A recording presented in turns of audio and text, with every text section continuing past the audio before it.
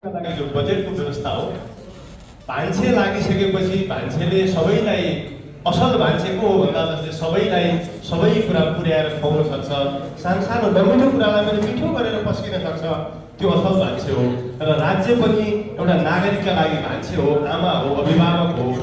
आमाले जसरी मिठो गरी सानो कुरा पनि सबै सन्तानलाई व्यवस्थित रूपमा बाँड्न सक्छिन्, असल आमा तिनै हुन्। र असल राज्य पनि त्यो हो जस्तै सबैले बोक्न सक्छ।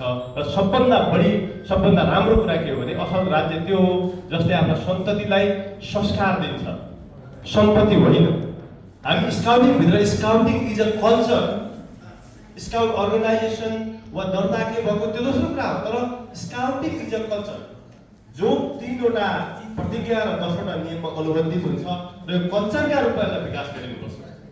अघि हामीले भने महिला सशक्तिकरणको कुरा अहिले उठाइरहनु परेको छ।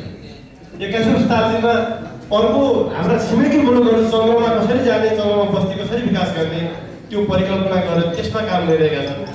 हामी चाहिँ घरमा मेन्सुरेसन भएकी छोरीलाई त घरभित्र बस्न पाउँदैन, एकचोटि बाहिर जा, गोठ जा भनिरहेको छ। पुरा दुःखका साथ के भन्नुपर्छ भन्दा घरमा सबभन्दा ठुलो समस्याको जड हामीले घर बनाएका छौँ। सुदूरपश्चिममा सासूबुवालाई मिलाउन सक्ने एउटा कल्पना पनि गर्न सक्दैन, किनभने उनीहरूले स्कुलिङ कसरी गरिएको छ भने एक दिन तेरो सासू आउनेवाला छ, त्यसले तपाईँ कसरी पेल्छ।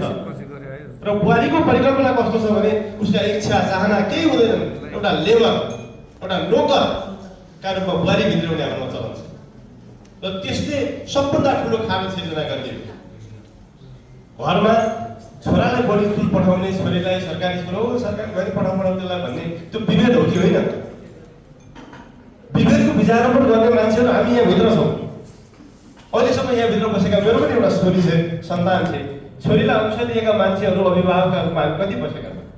वा छोरा र छोरी दुवैलाई अंश दिन्न, तिमीहरू स्वावलम्बी भएर खाऊ, म तिमीहरूलाई योग्यता दिन्छु, क्षमता दिन्छु, पढाइदिन्छु, राम्रो गरिदिन्छु मात्रै भनेको भने पनि समाज समृद्ध हुन्छ। आधा आकाश आधा जमिनलाई गरिब राखेर कुन चाहिँ समाज चाहिँ समृद्ध हुन्छ त? हामी आधा समाज गरिब राखेर समृद्धिको सपना पालिरहेका छौँ। पुर्ख्यौली सम्पत्ति खाने छोरालाई लगडा बनाएर छोडेर तेरो पुर्खाको यत्रो सम्पत्ति छँदैछ त किन काम गर्नु भन्ने मानसिकता। पुर्खाको सम्पत्ति जब सन्ततिमा राखिन्छ नि तब सन्तति रहँदैन, सन्ततिले सम्पत्तिका रूपमा मात्रै अभिभावकलाई हेर्छ। र अभिभावक बाँच्छन् मर्छन् के हुन्छ भन्नेसँग सरकार छैन। जबसम्म उसको सम्पत्ति सुरक्षित रहन्छ तबसम्म बाँच्छ। अहिले वृद्ध भत्ताका कारणले धेरै मान्छेहरूले बामा पारेका छन्। यस्तो अवस्था सिर्जना हुन दिनु हुँदैन। हाम्रा आफ्ना कुराहरू हामी सुध्रिएर भने अरू केही पनि सुध्रिँदैन। सम्भावनाको कुरा सुदूरपश्चिम दूर मात्रै छ, अभाव मात्रै छ, गर्मी मात्रै छ, पछौटेपन मात्रै छ त सुदूरपश्चिममा। यही सुदूरपश्चिममा रानीखेत छ, यही सुदूरपश्चिममा रामारक्षण छ, यही सुदूरपश्चिममा खप्तर छ, यही सुदूरपश्चिममा बढीमालिका छ।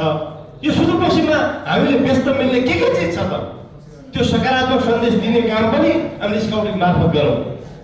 यो त्यसमा केही हुँदैन, सबै सकियो, बर्बाद भयो भन्ने न्यारेटिभ जसले तयार गरेका छन् तिनका विरुद्धमा पनि हामीले सकारात्मक सन्देश तर्फ लैजान जरुरी छ। हामी त गाउँमा छौँ, सहरकाहरूलाई गाउँको पीडा थाहा हुँदैन। एकचोटि ती सबै मान्छेहरू स्कुल पढ्न गएको मान्छेहरू सहरबाट घर किन फर्केनन् त्यो सोध्नु पर्छ कि पर्दैन हामीले?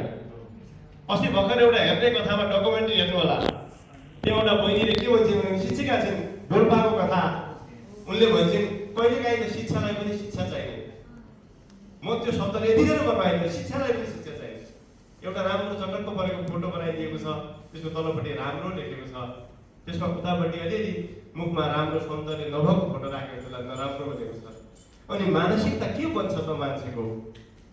मानसिकता त राम्रो मात्रै, नराम्रो संसारमा पैदा भएको कुनै चिज राम्रो र नराम्रो कसरी हुन्छ?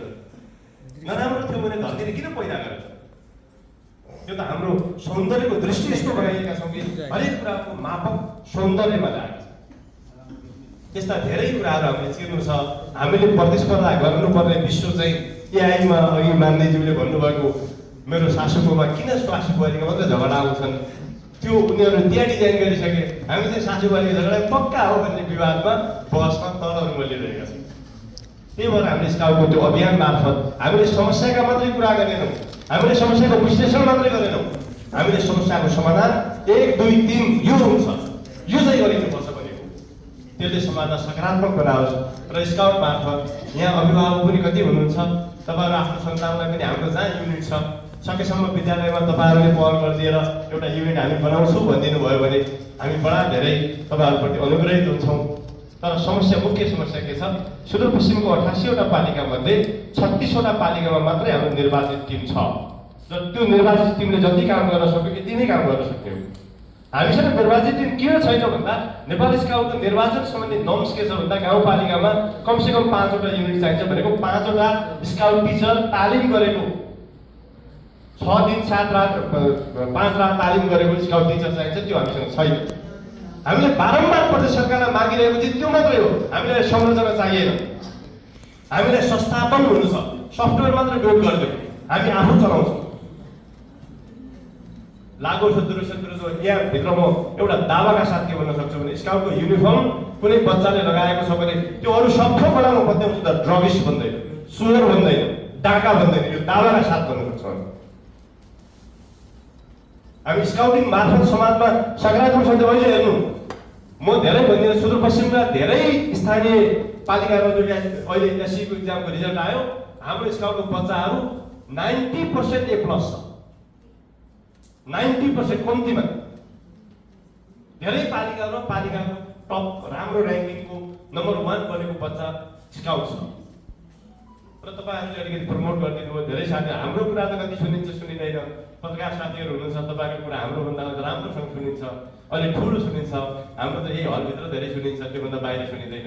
तपाईँले देखेको कलमले तपाईँले बोलेको बोलीले हाम्रो पनि हाम्रो समाज पनि बनोस्, हाम्रो एउटा व्यक्ति पनि बनोस्, हाम्रो बालबालिका पनि बनोस्, यही शुभकामना सहित आज यहाँ उपस्थित भइदिनु भयो प्रमुख अतिथिको रूपमा प्रदेश प्रमुखज्यूलाई धेरै धेरै धन्यवाद दिन्छु र मान्यज्यूलाई यही साथ पनि आज बडा संयोगले नभए धेरै ठाउँमा कस्तो हुन्छ भने हामीले यस्तो स्काउटको कार्यक्रम भनेपछि एउटा प्रतिनिधि पठाइदिनु कोही अनि ऊ चाहिँ गएर उहाँ रिपोर्टिङ पनि गर्न नसक्ने मान्छे आइरहेको छ कतिपय ठाउँ। मैले स्ट्रिक्टली डिआई साहबलाई नै आउनु भन्नु होला है, त्यसो भयो भने अब एपिएफको डिआई साहब नै हामीले बोलाएका थियौँ, अब राष्ट्रिय अनुसन्धान पनि बोलाएका थियौँ, धेरै अब कन्सर्न एजेन्सी, किनभने पहिलेको हाम्रो नारा म तपाईँलाई अन्तिममा यो वर्षको हाम्रो नारा के हुनेछ भन्ने कुरा पनि हामी हजुरहरू सँगसँगै छौँ, सायद अलि अगाडि पनि बढ्छौँ बित्तिकै योबाट हामीले लागु औषध दुर्व्यसन विरुद्धकै वर्षको रूपमा स्काउटले बनाउँछ र हाम्रा सबै कार्यक्रमहरूको केन्द्र भाग चाहिँ लागु औषध दुर्व्यसन विरुद्धको अभियान हो र हामीले नारा सचेत युवा सुरक्षित भविष्य दुर्व्यसन मुक्त समाज स्काउटको साझा लक्ष्य भनेर नारा बनाएका छौँ र यो वर्ष हाम्रो बस्ने परिषदले पनि नीति तथा कार्यक्रम पनि यसै बमोजिम तय गर्छ र हामीले सुदूरपश्चिम प्रदेशका 88वटै पालिकामा स्काउटलाई संस्थापन गर्ने यो वर्षको हाम्रो संस्थापन गर्ने लक्ष्य छ। एक घरमा एउटा स्काउट मात्रै बनाउन सक्यो भने एउटा घरमा एउटा सभ्य नागरिक बनाउन सक्छौँ भन्ने कन्फिडेन्स हामीभित्र छ।